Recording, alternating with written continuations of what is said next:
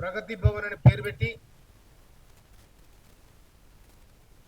ఒక ఎమ్మెల్యే ముఖ్యమంత్రి కలవాలంటే సంవత్సరాలు పట్టింది. ఒక ఎమ్మెల్యేను ప్రజలు కలవాలంటే అదొక జాగీర్దార్ వ్యవస్థ అయింది. ఒక మంత్రిని కలవాలంటే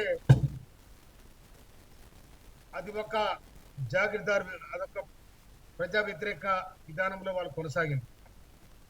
అందుకోసమని ఎన్నికల సందర్భంగా గౌరవనీయులు రాష్ట్ర ముఖ్యమంత్రి వర్యులు ఇది నేతృత్వ పాలన కాదు, ప్రజాపాలన సాగిస్తాం, ప్రజల చేత ప్రజల కొరకు ఎన్నుకోబడిన ప్రజాపాలన ఇది, ఈ ప్రజల పాలనలో మేము ప్రజలకు జవాబుదారీతనంగా ఉంటామని చెప్పి ఆనాడు ప్రకటించడం జరిగింది.